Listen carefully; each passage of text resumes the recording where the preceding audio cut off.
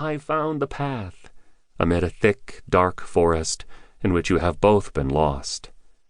While Respect the Image is a treasure of truth and wisdom, Tim's writing is full of practical suggestions and illustrations that are designed to help you to grow in effective, godly communication.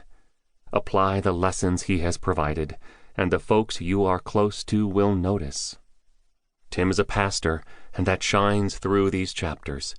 While he wants you to learn, he even more so wants you to grow. I have grown watching Tim practice the truth he's written about, and am the better for it. I'm glad that through this book, you get to share the friend and pastor I have come to know and love. Marty Machowski, pastor and author. Preface. Choosing our vowel carefully. What happens when two people meet over coffee, or come face-to-face in conversation or in conflict? Here is a still more pressing question. What should happen? Are there oughts and ought-nots that should govern how we listen and talk? The answer that we choose hinges on what we think it means to be human. In fact, how we define humanness will decide the quality of every relationship in our lives. In simple terms that everybody can understand, our options appear to be three.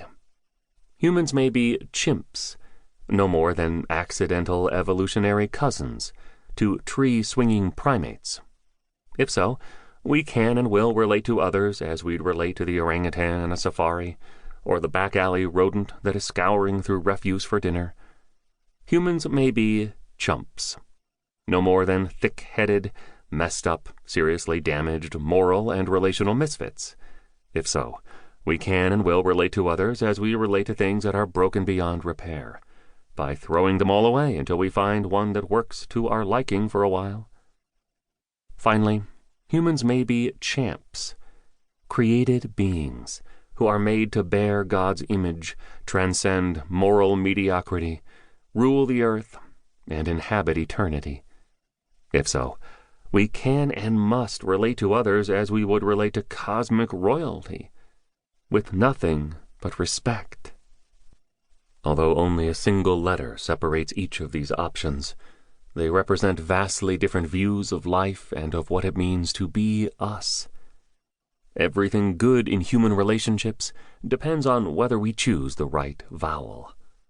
As this book will argue, we are not chimps, though there is no denying that, due to cosmic rebellion and sin, we are spiritual and moral chumps.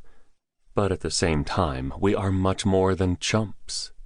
We are made to be champs, immortal sin-conquering and world-ruling victors. Despite all our human failings, there is a word-defying quality about humanness that should be seen and known and felt. Each person exudes a beauty that is tinged with glory. Every human on the planet is a being that is worthy of wonder, an immortal who is poised on the cusp of eternity. As crusted with sinful grime as we might be, we are all divine icons and earthly images of the heavenly. We all have stories to tell and glories to share. Who this book is for. I have written this book to show how profound respect matters when we encounter one another on the countless battlefields of life.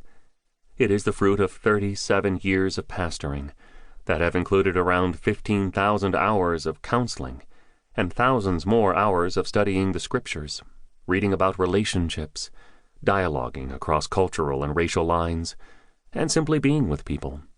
My experience tells me that what God says about human relationships and communication is for people of all ages and stages.